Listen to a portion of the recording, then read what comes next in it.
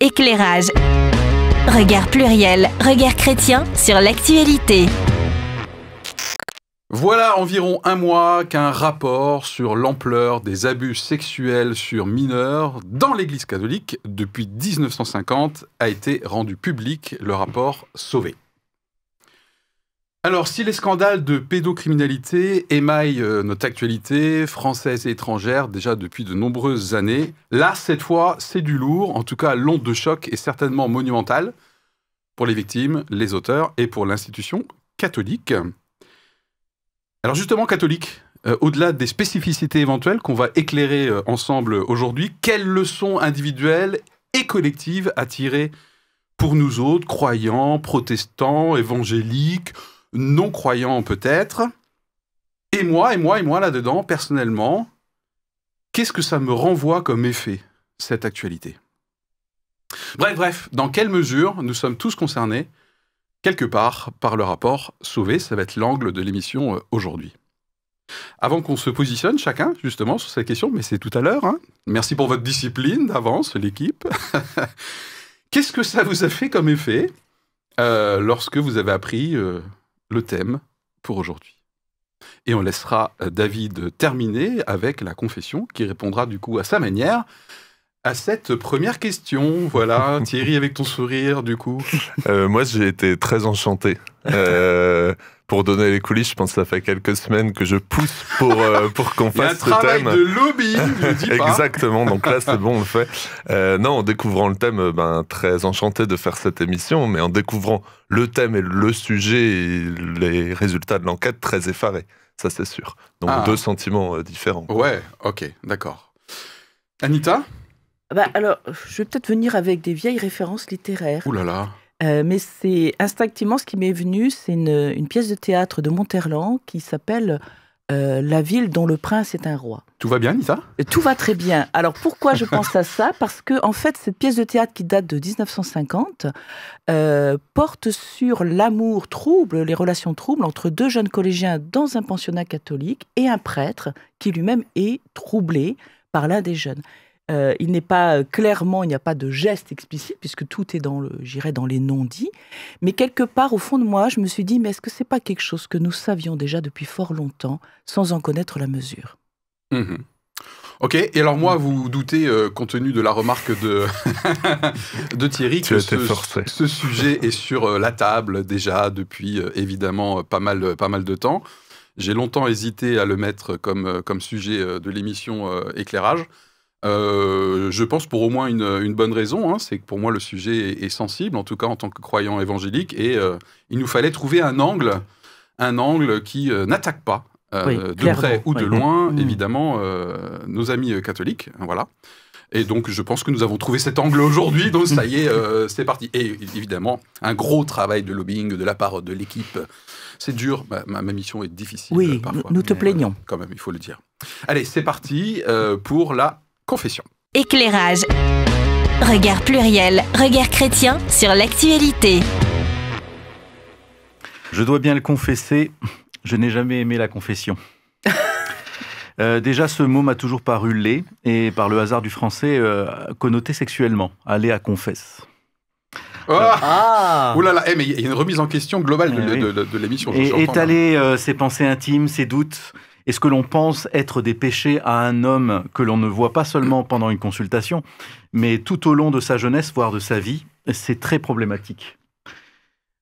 Comment un homme, un prêtre, lié à un vœu de célibat, peut-il sereinement voir déferler dans son confessionnal, dans son esprit, autant de pensées intimes, autant de jardins secrets, et enfin surtout les mauvaises herbes des jardins secrets ? Comment un homme saint d'esprit peut-il gérer ses relations avec ses ouailles, encore un mot joli, en étant lié par cette intimité de la conscience ? Comment un prêtre pervers ne peut pas tirer profit de cette manne d'informations, cette liste de faiblesses, ces possibilités d'abus ? J'ai été dans l'Église catholique et étant plus jeune, dans les années 70, je ne me souviens pas avoir beaucoup pratiqué la confession, mais je me souviens de ce malaise à imaginer partager mes tiraillements d'enfant, et encore plus d'adolescent, à un homme mûr, non marié, sans enfant. On ne peut pas parler à un prêtre comme on parle à Jésus. Il n'est pas son oreille, ni même sa bouche. Et je trouve qu'il ne faut pas être grand clair pour comprendre le danger d'une telle position. Merci David. Donc une confession axée sur la confession justement, et ça fera partie certainement des arguments que nous allons poser sur la table par rapport à l'angle de l'émission aujourd'hui. Donc je rappelle que l'angle de l'émission sur lequel on va se positionner dans un instant, c'est dans quelle mesure nous sommes tous concernés ou pas par le rapport Sauvé. Et comme d'habitude, pour nous aider à prendre position, et je vous rappelle que nous allons le faire en notre âme et conscience, et que vous qui nous regardez, qui nous écoutez, vous êtes invités à le faire une première fois dans quelques instants, mais justement, pour nous aider à être saints de corps et d'esprit, nous allons... Et d'âme. Et d'âme aussi, bien sûr, absolument, éclairer les faits et contextes. Et aujourd'hui, c'est moi qui m'y colle. Voilà, c'est parti. Je laisse l'équipe compléter dans un instant, bien sûr. Voilà. Alors, le rapport Sauvé, c'est quoi ? En l'occurrence, c'est une commission pluridisciplinaire qui a été... c'est une initiative de l'institution catholique elle-même. Personne ne lui a demandé directement de le faire. Donc, c'est l'Église catholique qui a choisi de le faire. C'est un rapport, bien sûr, qui n'est pas nouveau dans le principe, puisque des rapports, des scandales sur les abus sexuels sur mineurs émaillent notre actualité depuis de nombreuses années en France, mais également dans d'autres pays. Il y a eu déjà des instances d'enquête. Je cite que les plus médiatiquement amplifiées, Australie, Allemagne, USA, notamment avec le film Spotlight. Ça vous dit peut-être quelque chose. L'Irlande, voilà. Alors ce rapport, de quoi il accouche depuis 1950, le rapport mentionne qu'il y aurait 216 000 victimes, plus les victimes liées au personnel laïque, 3 000 prédateurs, donc auteurs de crimes sexuels, et ce rapport a collecté 2738 témoignages. Apparemment, le rapport mentionne également que ce sont très majoritairement des garçons, donc 80% de victimes garçons, et avec une tranche d'âge la plus représentée qui sont les 11-12 ans. Concrètement, ce rapport Sauvé a été fait par une commission, je l'ai dit, pluridisciplinaire, qui s'appelle la CIASE, donc C-I-A-S-E, Commission indépendante sur les abus sexuels en Église. Voilà. Alors, il y a eu des suites à ce rapport Sauvé, puisque le 8 novembre dernier, la Conférence des évêques de France a proposé un programme de réparation. Alors qui comporte plusieurs volets, bien sûr un volet financier, donc à savoir une indemnisation des victimes, des groupes de travail, 9 précisément, sur un certain nombre de thématiques, et notamment sur des prises de décision, comme par exemple une vérification systématique des antécédents du personnel clérical ou laïque qui serait plus particulièrement en contact avec des enfants. Voilà. Actualité également de ce rapport Sauvé, puisque relativement récemment, des membres de l'Académie catholique ont remis en question certains aspects de méthodologie et de chiffres dans ce rapport, et remettent en question le côté systémique. Voilà. D'ailleurs, ce côté systémique a été reconnu lui-même par le rapport, puisque en l'occurrence, le rapport dit que ils se rendent compte que beaucoup de prêtres avaient une carrière double, à la fois leur carrière bien sûr dans l'institution et en même temps qui transportaient avec eux au gré de leur déplacement d'un endroit à l'autre, leur seconde vie, Voilà. Qu'est-ce que moi je rajouterais avant que je vous laisse compléter ? Que globalement, bien sûr, les abus sexuels sur mineurs ne sont évidemment pas l'apanage de l'Église catholique, puisqu'a priori 10% des Français auraient eu des abus sexuels dans l'enfance. Et puis le rapport Sauvé mentionne très précisément qu'il s'agit la plupart du temps d'agressions répétées.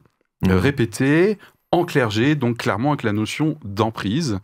Et je pense que par rapport à la question qu'on se pose aujourd'hui, dans quelle mesure nous sommes tous concernés, cette notion d'emprise va certainement fleurir là dans nos débats, et bien sûr on pourra peut-être élargir au fait que l'Église catholique n'est pas la seule institution touchée, il y a également l'école, les fédérations sportives, etc. Et je terminerai avec un rappel que la plupart des abus ont lieu au sein des familles. Et enfin, un détail peut-être, mais cette commission était dotée d'un budget pour pouvoir travailler de 3 millions d'euros. Voilà pour ma part d'éclairage sur les faits et contextes. Avant qu'on se positionne sur l'angle de l'émission, des compléments. En complément, quand tu parles du budget, effectivement, qui était de 3,4 millions, il y a sur ces 3,4 millions, 1,2 million de valorisation du bénévolat. Il faut reconnaître que dans cette commission, cette commission était à la fois composée d'experts, que ce soit en sciences sociales, en psychiatrie, psychologues, psychanalystes, mais également d'un certain nombre de personnes bénévoles, et on est sur une période de 3 ans de travail, puisque la lettre de mission qui a été donnée pour lancer cette commission a été faite en novembre 2018. Je trouve que j'ai jeté un coup d'œil sur ce rapport. Il fait à peu près, non, il ne fait pas 450 pages, voilà. Voilà, c'est énorme. C'est un travail conséquent et je dirais aussi respectueux de l'Église catholique. Puisque, rappelons-le, celui qui a dirigé cette commission était bien sûr, je dirais, un haut fonctionnaire d'État, donc habitué, je dirais, à traiter des affaires de haut niveau, mais en même temps un fervent catholique. Et ça, je trouve que c'est très intéressant comme démarche. C'est Monsieur Sauvé, hein, donc c'est Monsieur en l'occurrence Sauvé, voilà. le nom rapport Sauvé. Monsieur Sauvé, voilà. Le rapport Sauvé, voilà. Yes. Donc je trouve que c'est un exercice quand même de grande qualité. Voilà. Ok. Pour poursuivre peut-être pour cet exercice de grande qualité, moi quelque chose qui m'a marqué, c'est que c'est à la fois une enquête, mes démons de sociologie reviennent souvent, comme vous le savez, une enquête à la fois quantitative et qualitative. C'est vrai que quand on s'arrête aux chiffres, aux 216 000 ou aux 330 000, si on prend l'ensemble des personnes ou des chiffres qui ont été avancés, on pourrait s'attendre à un rapport avec des diagrammes, des graphiques, des machins, etc. Et quand on plonge le nez là-dedans, on voit aussi, et en entendant ces fameux participants ou les personnes qui ont travaillé sur cette enquête, le côté qualitatif, le côté témoignage, le côté archive, où là, il faut le dire, que l'Église catholique a fait preuve d'une transparence ils ont ouvert, assez énorme. Ils ont leur ouvert arrière-boutique au niveau des ce qui a rajouté du travail et qui du coup peut justifier ces 3 millions d'euros aussi, et qui par rapport à d'autres enquêtes dans d'autres pays, même des pays voisins, peut-être que c'est l'étude la plus poussée, et ça montre aussi, je dis pas que l'Église catholique dans d'autres pays voulait cacher des choses, mais en tout cas en France, ça montre que ils ont déjà demandé cette enquête à une commission indépendante, mais qu'ils ont été prêts aussi à tout divulguer. Et un chiffre qui me semblait important, quand tu disais qu'il y avait 3000 prêtres qui étaient concernés, ça concerne donc 3% des prêtres de 1950 à aujourd'hui, ce qui bien sûr n'excuse pas les faits, je l'ai dit, c'est une enquête qualitative aussi, mais qui permet de remettre aussi les prêtres et le clerc en général, en disant qu'une écrasante majorité n'est pas forcément concerné par ça ou ne l'est même pas du tout. Tout à fait. 97% en l'occurrence, si je suis toujours bon, en algèbre. Oui, exactement. Sachant quand même que... Oui, parce que je suis bon en algèbre. Que 3%, c'est quand même bien au-dessus de de la moyenne dans d'autres institutions. Donc c'est quand même une surreprésentation par rapport à d'autres milieux. Et on verra pourquoi peut-être aujourd'hui. À d'autres milieux. Bien que quand même... donc il y a eu quand même un appel au début de cette étude qui a commencé en 2019 en fait. C'est un travail qui a duré 2 ans et demi. Et il y a eu un appel à témoignage. Voilà. Donc il y a eu un appel à témoignage. Donc il y a eu beaucoup de témoignages qui ont été faits, qui ont été vérifiés. Enfin voilà, même le président du rapport, de la commission, disait d'ailleurs qu'il était d'abord surpris par ce chiffre et il a voulu vérifier que c'était pas des allégations un petit peu comme ça extrapolées. Et ce que je veux dire, c'est que dans d'autres institutions, d'autres milieux, ce travail n'a pas encore été fait non plus aussi, peut-être avec les mêmes moyens, et que c'est difficile de comparer en disant, ah oui, vous voyez, il y en a plus dans l'Église qu'ailleurs, parce qu'ailleurs, peut-être que ce travail aussi important et aussi systématique n'a pas encore été complètement fait. En particulier dans le milieu du sport, où là aussi il y a une question d'emprise, puisqu'il y a quand même des gens qui sont... Ça fait régulièrement l'actualité, tout à fait. À propos d'extrapolation, c'est justement un des points que certains membres de l'Académie catholique reprochent au rapport.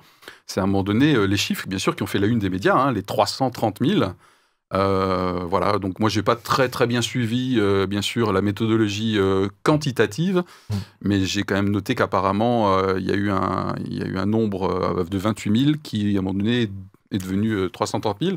Les personnes qui contestent cette côté méthodologique et le côté très médiatique, évidemment, ne minorent pas, je les cite, c'est pour ça qu'on est toujours dans les faits et contextes, ils disent 28 000 ou 330 000, c'est horrible et c'est gravissime. C'est juste simplement que c'est les chiffres qui ont fait la une, tout le monde parle de ces chiffres aujourd'hui. Donc c'est ce sujet sur lequel il y a eu une extrapolation, et d'ailleurs qui a entraîné la démission de 2 autres membres de l'Académie catholique en signe de mécontentement. En fait, le rapport lui-même précise d'où viennent ces chiffres. Les 28 000 personnes dont il est question, ce sont les personnes qui ont été sondées, c'est-à-dire qui ont fait l'objet d'un sondage. Alors, je ne sais plus quel est l'institut qui a été mandaté pour ça. En général, il se fait sur à peu près 1 millier de personnes. Et là, il a été fait sur un échantillonnage de 28 000 personnes. Donc, c'est à partir du sondage fait auprès de ces 28 000 personnes qu'il y a eu l'extrapolation, j'irais, faite comme d'habitude, avec, en tenant compte de la population totale, en fait, etc. Donc, en réalité, il pouvait même aller jusqu'à 396 000 personnes, je crois entre 310 et 396 000 personnes. Ils ont pris la moyenne parce que, comme on le fait habituellement dans ce genre de processus. Très bien. Est-ce qu'on est mûr pour se positionner ou on aurait oublié un élément pour nous et pour notre audience en termes de fait et contexte? Je me permets, tu as initié le mot d'un problème systémique, je pense qu'on en reparlera. Ce qui est ou ce qui était aussi systémique, c'est cette omerta aussi, où tu le disais aussi dans ton premier propos, où on savait qu'il y avait des abus, des choses qui se passaient. Ce qui a été révélé aussi, c'est cette chape de silence qui est énorme. Et donc, c'est ça aussi qui était peut-être systémique. Tu parlais avant de la carrière double, parfois, de certains prêtres. Ça se passait souvent, malheureusement, dans de nombreux endroits en France, et on l'a vu aussi peut-être dans d'autres pays. Donc, il y a aussi ce côté systémique au niveau du silence, au niveau de l'omerta qui était mis, mais je pense qu'on en parlera dans notre développement. Merci pour le sous-titrage. Et une chose que j'ai notée dans ce rapport, qui je trouve qui est très bien fait, avec même le sommaire, en fait, contient des informations, des conclusions. Je trouve que c'est un apprentissage quand on fait un sommaire, c'est de mettre des éléments d'information et de conclusion directement dans le sommaire. C'est vraiment super. Et ce rapport mentionne aussi pendant les périodes où il y a eu le plus visiblement d'abus. Et la période des années 50-70 a été beaucoup plus importante que la période suivante, avec une remontée dans les années 90. Mais c'est quand même important de noter, parce que je pense que c'est aussi peut-être un élément d'analyse. C'était très fort dans les années 50-70. Ok. Allez, c'est parti pour notre positionnement. Je rappelle que l'angle de l'émission aujourd'hui, c'est dans quelle mesure nous sommes tous concernés quelque part par la diffusion de ce rapport Sauvé. Un peu, pas du tout, ça dépend. Et après, on va se positionner avec des arguments pour dire, bah non, en fait, dans quelle mesure nous ne sommes pas concernés. Et bien sûr, les arguments pour lesquels nous sommes concernés. C'est parti. Allez, on se positionne. David, tous concernés? Oui, complètement. Complètement, d'accord. Croyant ou pas croyant, membre d'église ou pas d'église, okay. Ces phénomènes de pouvoir et d'abus de pouvoir sont très importants. Très bien. Anita? Oui, tous concernés. Et nous devons être vigilants. Tous concernés, on est vigilants. Bon, il y a une sacrée unanimité aujourd'hui, que je vais briser, bien sûr, comme d'habitude. Non. Thierry? Je ne vais pas déroger à cette unanimité. Je vais dire oui, mais... Je vais quand même mettre un petit bémol. Oui, mais, ok. Et alors, me concernant, spontanément, j'ai tendance à dire, bien sûr, nous sommes tous concernés. Moi, j'ai quand même deux aspects sur lesquels je ne me sens pas du tout concerné. D'abord, il y a des spécificités, à mon avis, catholiques. Voilà, moi, en tant que croyant évangélique, c'est à des années-lumière, et moi qui ne suis pas du tout de culture catholique, tu as cité ton enfance, par exemple, David. Donc moi, ça me semble assez hallucinant au sens étymologique du terme. Okay, donc c'est très loin de ma réalité. Et puis, j'avoue que personnellement, le fait d'avoir un attrait sexuel pour des enfants en âge de prépuberté est quelque chose qui, moi, me semble totalement étranger. Je n'ai pas dit que je ne peux pas l'entendre et le comprendre éventuellement, mais moi, c'est quelque chose qui me semble totalement hallucinant. C'est la deuxième fois que j'utilise ce mot. Je suis à jeun, je suis pas sous l'emprise de substances illicites. Hallucinantes. Peut-être le café, éventuellement. Peut-être le café, éventuellement. Voilà, donc c'est mes deux réserves où, franchement, moi, je ne me sens pas du tout concerné. Sinon, pour le reste, évidemment, il y a beaucoup de leçons dans le bon sens du terme, à tirer pour tout le monde. Absolument. Voilà pour notre positionnement. J'espère que vous qui nous regardez, qui nous écoutez, vous êtes positionnés également sur cette question. Et je propose de démarrer tout de suite avec les éventuels arguments. Peut-être ne sont pas nombreux, vu le tour de table, comme quoi certains d'entre nous, vous qui nous regardez, qui nous écoutez, pourraient ne pas se sentir concernés. Et qu'effectivement, le rapport Sauvé, c'est pour l'Église catholique, dans un certain sens, point barre. Qu'est-ce qu'on met comme argument sur la table? Alors, du coup, moi, j'en ai déjà cité, mais... ce qui, moi, est la raison principale de mon bémol, c'est effectivement, comme tu le disais, peut-être la différence entre ce qu'est l'Église catholique et ce que peut être l'Église protestante ou protestante évangélique au niveau de sa structure. Alors, est-ce qu'on peut être précis, effectivement, du coup, sur ces différences, hein. Voilà, peut-être au niveau, et vous pourrez me compléter. On va t'aider, bien sûr, Thierry, parce que là, je sens que... Voilà. Non, peut-être au niveau de... non, ça ira très bien. Au niveau de la place du prêtre dans l'Église, au niveau de son positionnement entre l'humain et Dieu, et qu'il est le principal... intermédiaire. Le principal intermédiaire, et donc qui peut amener... encore une fois, chez certains prêtres ou chez certaines personnes. Non, mais la fonction elle-même, on va dire. Un abus de pouvoir et aussi une sacro-sainte autorité qui pourrait amener une emprise, et le fait aussi que justement dans cette construction-là, il n'y ait pas de ce qu'on appelle un conseil presbytéral, en gros que peut-être dans d'autres églises ou même dans d'autres groupes sociaux ou dans la société, il y a une décision ou des décisions dans les églises qui peuvent être plus collégiales, ou en tout cas on espère que les personnes sont un peu moins seules que certains prêtres. C'est peut-être ça une des différences. Alors moi du coup j'en vois deux, hein, si tu es d'accord. Il y a le côté sacralisation entre guillemets de la fonction en elle-même en tant qu'intermédiaire entre Dieu et les hommes, ce qui peut être moins vrai ou carrément pas vrai du tout dans d'autres courants type protestant évangélique. J'ai pas dit que c'était jamais vrai, mais c'est moins vrai. Et puis le côté collégial par rapport à un côté plus hiérarchique, c'est ça, qui fait qu'on pourrait avoir du coup des angles morts. Exactement, et des œillères. Hein. Ok, donc ça fait déjà deux arguments. Et d'ailleurs, le rapport mentionne ce terme de cléricalisme. Oui. Et je trouve que c'est intéressant de se dire qu'effectivement, on peut être anticlérical en étant catholique. C'est-à-dire que le cléricalisme est présenté comme un défaut, en fait, c'est-à-dire une préservation d'une partie des personnes d'une institution, les considérant que ce sont des clercs qui n'ont pas les mêmes devoirs et qui n'ont pas les mêmes droits et qui ont une sorte de principe d'infaillibilité que n'auraient pas les ouailles. Et je trouve que c'est intéressant de se dire que de tout temps, il y a eu des gens qui étaient anticléricaux et on les a considérés comme contre l'Église, alors qu'ils étaient contre peut-être le cœur du danger de l'Église, c'est-à-dire le développement comme ça d'une sorte d'élite intouchable et qu'on ne remettrait jamais en cause, et qui a abouti finalement à des drames absolus. D'accord, donc du coup je rajoute comme argument également les intérêts sexuels atypiques, hein, c'est celui que j'ai mentionné dans ma propre réserve, de certains de ceux qui nous écoutent disent, sur ce plan-là, j'avoue que j'ai un peu du mal à comprendre. Je pense qu'il y a aussi dans l'Église catholique, surtout dans les années que tu as citées et avant, la superposition, je dirais, des pouvoirs et des autorités. Dans le sens où le prêtre était saint, considéré comme une personne sainte qui ne pouvait pas faire de mal, qui avait une parole d'autorité. Et en même moment, il y avait des familles qui pouvaient... éduquer leurs enfants, justement, valorisant la reconnaissance de l'autorité. Ce qu'on ne va pas, d'une façon générale, mettre de côté. Et donc, il était inimaginable qu'un prêtre puisse faire du mal à un enfant. L'enfant était parfois dans des familles catholiques pratiquantes qui n'auraient pas pu entendre qu'éventuellement le prêtre ait des gestes déplacés sur leur enfant. Donc, c'est ce que j'appelle la superposition d'autorité qui fait que le gamin ou la gamine était pris au piège. Et en plus, rappelons-le quand même, on a cité les années 50 à 70. C'est une période où on ne parlait pas des abus sexuels comme on en parle maintenant. Ça fait depuis quelques années qu'on en parle. Donc la parole se libère. Donc je pense qu'il y avait effectivement un cadre très enfermant et qui ne pouvait que, pour les personnes déjà déviantes, ne pouvait que favoriser leur déviation et empêcher la prise de parole de ceux qui en étaient victimes. Nous n'avons peut-être pas ça dans nos milieux protestants ou évangéliques, parce que je ne pense pas qu'on accorde la même autorité à un pasteur, quoique, c'est là aussi il faut qu'on fasse attention, et on n'a peut-être pas le même système d'enfermement. Mais c'est peut-être une impression. L'autre élément, c'est que l'Église catholique est une vieille Église. Et quand je dis ça, c'est plutôt en signe de... c'est plutôt honorable. C'est-à-dire que je pense que c'est une église qui a appris beaucoup de choses au long des siècles, qui a fait de très bonnes choses, mais qui également parfois s'est rigidifiée sur sa structure hiérarchique et pyramidale. Et je pense qu'il y a un phénomène aussi de solidarité entre les prêtres, entre les clercs, et peut-être même, et d'ailleurs on l'a bien vu, puisque des prêtres ont été déplacés. Oui, l'esprit de corps, comme dit David, tout à fait. Voilà, sans qu'on intervienne. C'est-à-dire qu'il y avait une sorte de protection. Et peut-être parce qu'on n'accordait pas suffisamment d'intérêt à la parole de l'enfant également.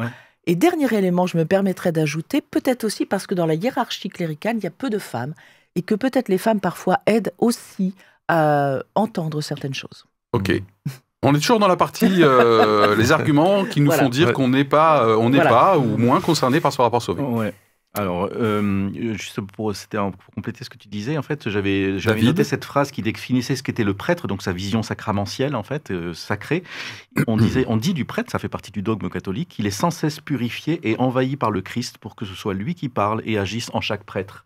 C'est un petit peu pour ça que je faisais cette mention dans ma confession, c'était que c'est vraiment cette notion-là. C'est-à-dire qu'on parlait à Dieu à travers le prêtre et Dieu nous parlait à travers lui. Et donc, on ne pouvait pas imaginer qu'il ait des failles ou même qu'il soit pervers parce que finalement, ça remettait en cause ce dogme-là qu'il est envahi par le Saint-Esprit et tout ça. Okay. Et l'autre chose, c'était que dans les émissions que j'écoutais, il y a une femme qui expliquait on a sexualisé en fait le prêtre. Le prêtre n'était pas sexualisé puisque comme il faisait un vœu de célibat, en fait, sa sexualité était oblitérée d'une certaine façon. Et ça, c'est aussi une caractéristique particulière de cette confession. Autre spécificité, voilà. Et effectivement, à partir du moment où on considère qu'il est asexualisé, s'il te prend sur les genoux et puis qu'il te fait caresse, en fait, c'est posé comme étant le fait que c'est quelqu'un qui est asexué. Donc, il faut vraiment qu'il aille très loin, je dirais, pour qu'on commence à se poser la question, mais est-ce qu'il y avait quelque chose qui n'est pas réglé chez lui, quoi. Voilà. Ok, donc parmi les spécificités, les vœux monastiques et le célibat des prêtres, d'ailleurs qui fait des vagues, pas seulement par rapport aux abus sexuels sur enfants,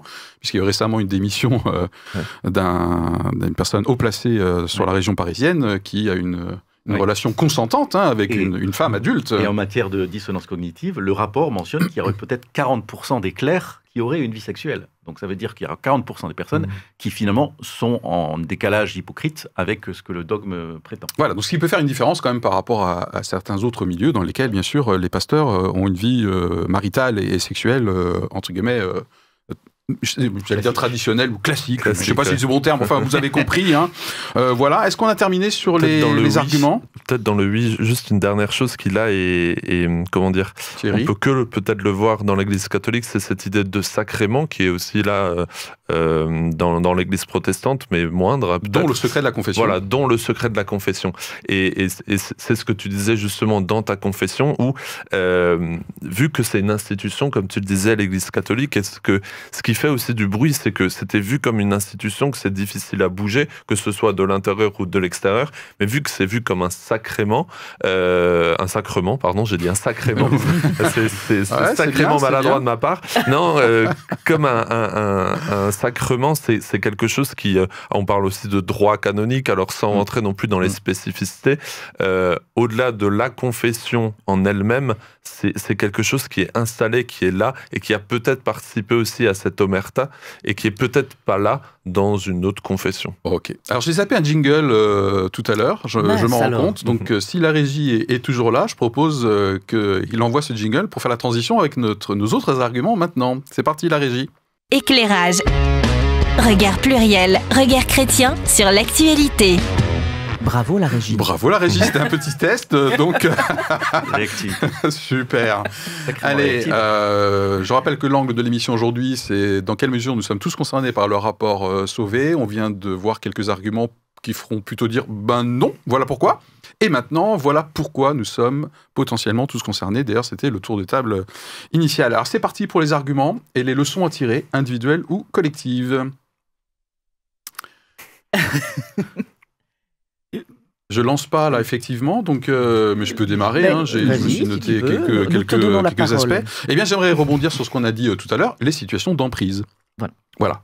Je pense que les situations d'emprise ne sont pas l'apanage d'un milieu chrétien et d'un milieu catholique. Toutes les situations de dépendance relationnelle, potentiellement, peuvent nous alerter. Et donc, je pense que nous sommes potentiellement tous concernés par ce rapport, dès lors que je pourrais être dans un milieu dans lequel il y a des situations d'emprise. Voilà. Mon premier argument pour moi, l'emprise, c'est quelque chose qui peut se retrouver partout. Oui. L'autre chose, c'est la honte. David ? La honte est quelque chose qui souvent nous retient de parler et de signer parce qu'on a l'impression qu'on est mis en cause soi-même parce qu'on fait partie d'un corps dont un membre est malade et donc on se sent responsable. Et moi, je le sais pour l'avoir vécu dans une église protestante où il y a eu un cas de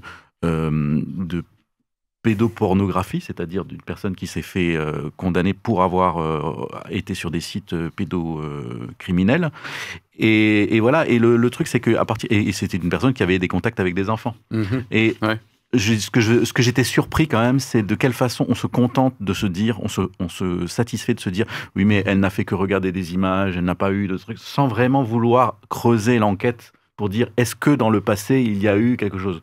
C'est-à-dire qu'il y a une sorte d'accablement de découvrir ça, et on n'a pas envie d'avoir des accablements supplémentaires en disant, est-ce qu'il y a d'autres choses qui vont... Et je trouve que ce mécanisme psychologique, on le connaît tous. On le connaît tous. On se positionne différemment par rapport à ça. Mais quand même, c'est quand même marquant. Et je me dis, quand on imagine quelque chose, un choc aussi grand que vraiment des abus sexuels par un prêtre, c'est pas évident de dire, maintenant on va creuser pour voir s'il n'y en a pas eu d'autres, des prêtres. On préfère se dire, il y a un monstre, voilà, on le met de côté, mais se dire, allez, on va chercher les autres monstres, c'est quand même un truc qu'il faut affronter sa honte. Chercher d'autres monstres, oui, merci David. On est tous concernés parce que tout simplement, nous sommes de nature pécheresse. Je pense que c'est là où on peut vraiment parler de la question du péché. C'est-à-dire que le péché dans la Bible, c'est pas simplement faire le péché, faire du mal, mais c'est la nature profonde de l'être humain tant qu'il est séparé de Dieu. Et par définition, une église ouverte va accueillir toute forme de personnes. Et ce n'est pas parce qu'on est dans une église que l'on est parfait et qu'on est arrivé à avoir une attitude intérieure et extérieure qui soit exactement juste avec tout le monde. Par définition, le chrétien est sauvé, j'irais, par grâce, par Jésus, mais il est lui-même en progression. Et donc, de ce fait, nous pouvons avoir tous nos faiblesses et nos fragilités.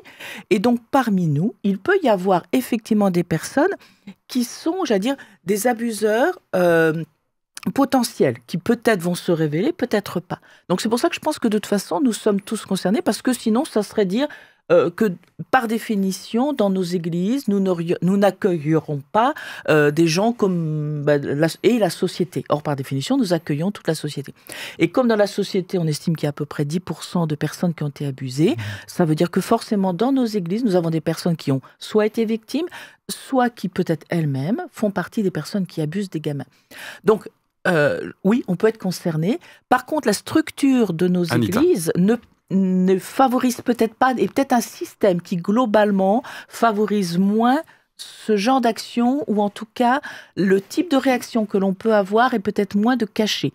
Je dis peut-être moins parce que peut-être aussi que ça dépend des endroits et des milieux. Ça, je ne peux pas l'affirmer. Il y a une différence claire, c'est sûr, à ce sujet entre les différentes formes d'église.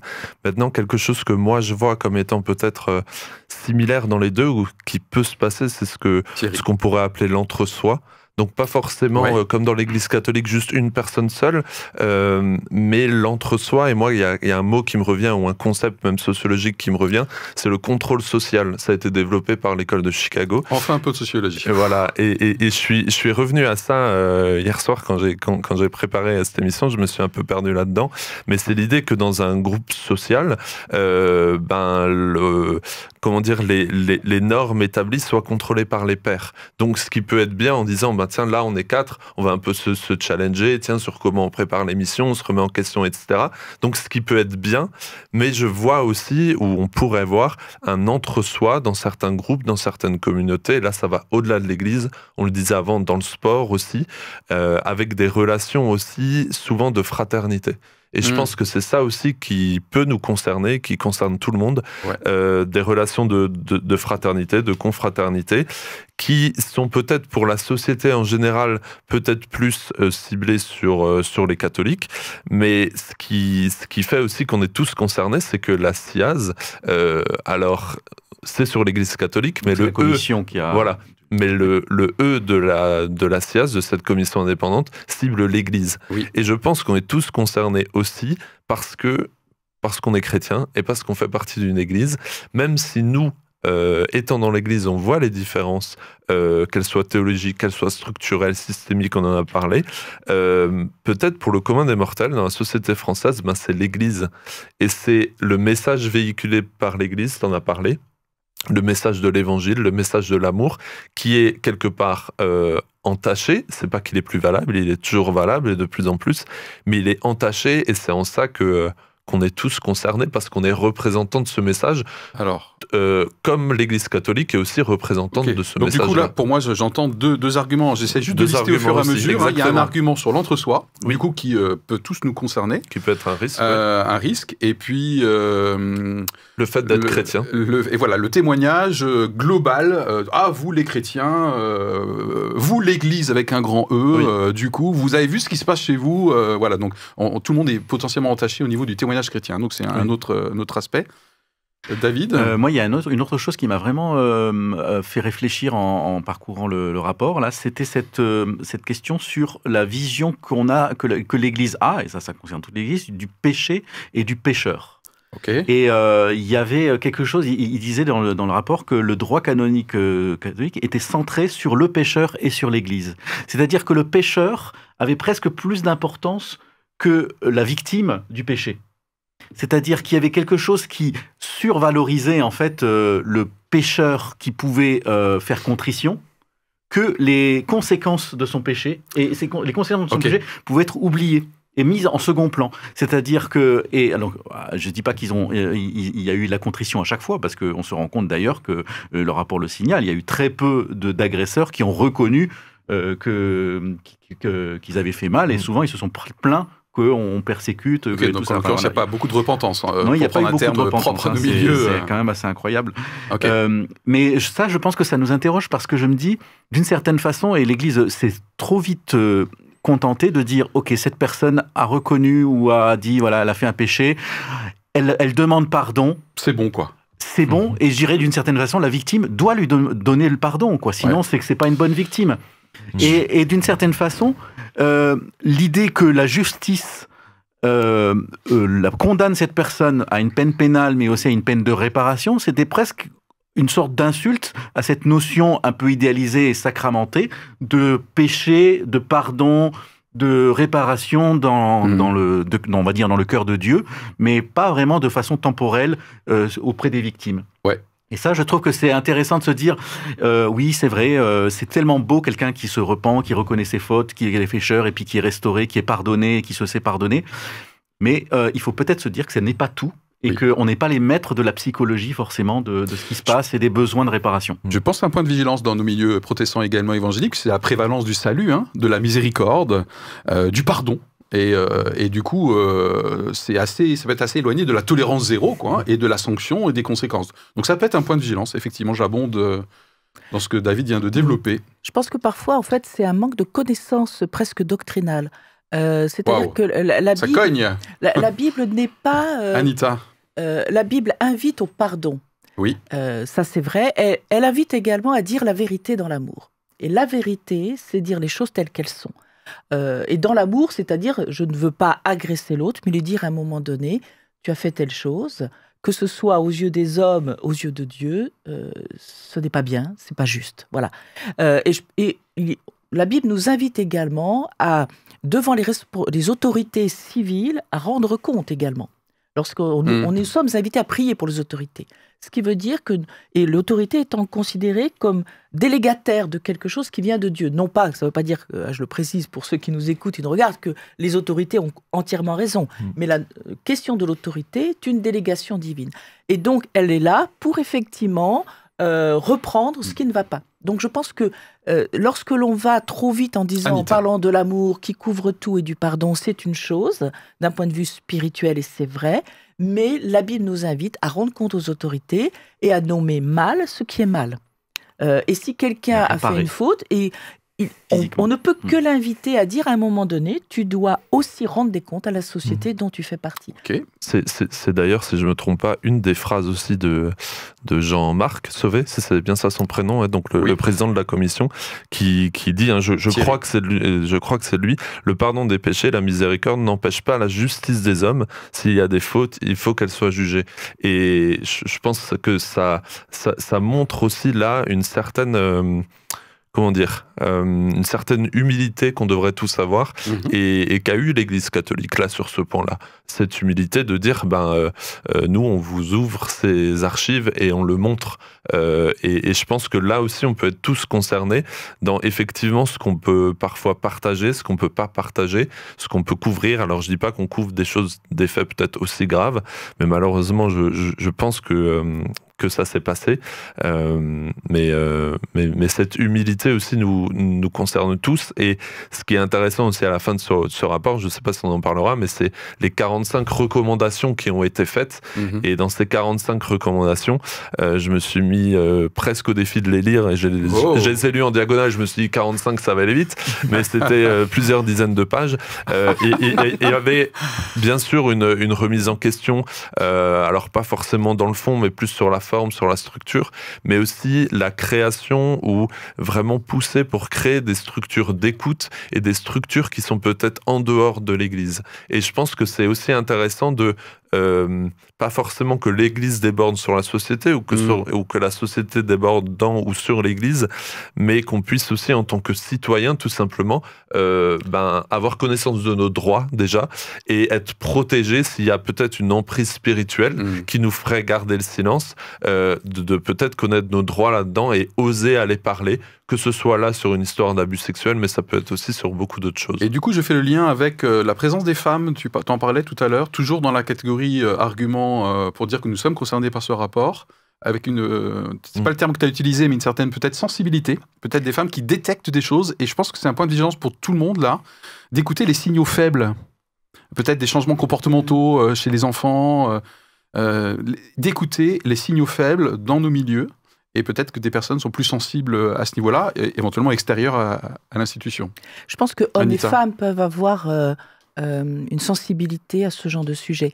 Ce que je voulais dire, c'est que... Mais tu semblais dire que ça serait bien qu'il y ait plus de femmes. Oui, en tout cas dans l'Église catholique... Non, tu n'as pas dit ça, mais c'est moi qui... Dans l'Église catholique, la hiérarchie est caractérisée par le fait que ce sont des hommes. Donc, ce qui veut dire qu'il y a une forme d'approche qui est développée, un entre-soi peut-être, et que peut-être là où il y aurait eu, je le vois par exemple au niveau des cours de catéchisme qui étaient souvent faits par des femmes, peut-être que celles-ci auraient pu repérer ou ont repéré certaines choses, mais ensuite à qui et comment le relier, comment c'est entendu. Et je le resitue aussi dans la société. Je veux dire, il y a quand même, je le rappelle, il y a quand même peu d'années qu'on parle librement de ces choses-là. Donc je pense qu'il faut aussi, l'Église fait partie d'une société également. Ok. Et je voulais rajouter un dernier point, c'est que puis David, puis on clôturera avec un dernier tour. Dans la Bible, la Bible nous invite à avoir une gouvernance collégiale de nos églises, avec la notion, bien sûr, il y a des différents ministères, différents pasteurs, mais il y a également, il est toujours question du groupe des anciens. Alors, quel qu'il soit, qu'on l'appelle ancien, pasteur, diacre, qu'importe le terme. Mais cette notion de collégialité est une manière aussi, je pense, d'apporter une forme de protection à un groupe d'églises. Ok, de contre-pouvoir en l'occurrence. Après, il y a la question David, aussi plus globale de la sexualité et du discours qu'on a sur la sexualité, sur ses différentes formes et tout ça, parce que effectivement, c'est pas forcément quelque chose qui est évident, parce que c'est quand même quelque chose d'intime, et c'est quelque chose qui est aussi un sujet d'éducation et de partage et d'écoute, puisqu'on peut avoir des questions et puis on ne sait pas vraiment à qui en parler, pas forcément toujours à ses parents et tout ça. Donc c'est peut-être que dans les milieux d'église ou dans différents milieux où il y a une relation très forte avec quelqu'un qui est une personne de référence, ces sujets peuvent apparaître. Voilà. Et puis la question globalement de qu'est-ce qu'est une norme sexuelle. Enfin, je veux dire, on peut revenir à des émissions précédentes pour se dire, ben voilà, c'est pas simple de se positionner aujourd'hui là-dessus. Et je pense que c'était d'autant moins simple si le collège des clercs, qui est censé avoir une parole d'autorité là-dessus, a oblitéré sa sexualité de façon plus ou moins prétendue. Ok. Allez, je rappelle que l'angle de l'émission aujourd'hui, c'est le rapport Sauvé donc, sur l'ampleur des abus sexuels sur mineurs dans l'Église catholique de 1950 à nos jours. Dans quelle mesure nous sommes concernés par ce rapport d'une manière ou d'une autre. On vient de poser sur la table avec vous quelques arguments pour nous dire non, il y a quand même des spécificités et tout le monde n'est pas concerné directement ou indirectement, et puis beaucoup plus apparemment, beaucoup plus d'éléments de leçons à tirer sur le plan individuel et collectif. Donc si on refait un petit tour de table, tous concernés par ce rapport Sauvé, tu maintiens ta position David tout à l'heure? Complètement, t'as dit carrément. Oui. Ok, d'accord. Oui, avec cette précision qu'effectivement nos systèmes s'y prête peut-être un peu moins, mais nous sommes par définition concernés parce que tout être est pécheur. Ok. Oui. Oui. Ça, c'est synthétique. Exactement. Oui, je voulais rajouter une phrase, mais je m'en suis. Oui, je le jure. Je l'ai enlevé. Tu l'as enlevé. Tu t'es auto-censuré. Oui, exactement. Waouh, ok, très bien. Mince. Et puis moi, je reste sur ma position de départ. J'avais mis juste 2 bémols sur l'attrait sexuel atypique pour les enfants, notamment sur la classe d'âge majoritairement concernée, là, 11-12 ans, donc prépubère, je crois qu'on appelle ça. Voilà. Et bien sûr, on a posé sur la table aussi quelques spécificités liées à l'institution catholique, mais pour tout le reste, effectivement, nous sommes tous concernés et on devrait que celui qui a des oreilles entende. Là où je pense qu'au-delà du fait que j'ai un lien avec l'Église et avec, je dirais, toutes les églises, parce que j'ai quand même un vécu assez large, je pense qu'il y a quand même cette question d'écouter ces signaux faibles dont tu parles quand une personne nous parle. Okay. Et on n'a pas forcément envie de les entendre, parfois ça nous remet en cause, ou ça nous choque, ou ça nous met mal à l'aise par rapport... Enfin bon, on a tous des situations où en fait on se dit, on n'a pas été assez attentif.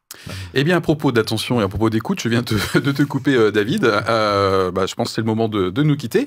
Merci de nous avoir suivis. Vous vous souvenez que vous avez la possibilité d'interagir avec nous à travers vos commentaires et bien sûr vos likes sur les différents réseaux sociaux. Cette fois-ci, c'est moi qui fais un peu de promo. Bravo. Voilà. Philippe est en progrès. Il faut cliquer par ici. Pour voir l'émission précédente. Merci pour votre tolérance et puis à très bientôt donc, pour une nouvelle émission. Bye. Salut.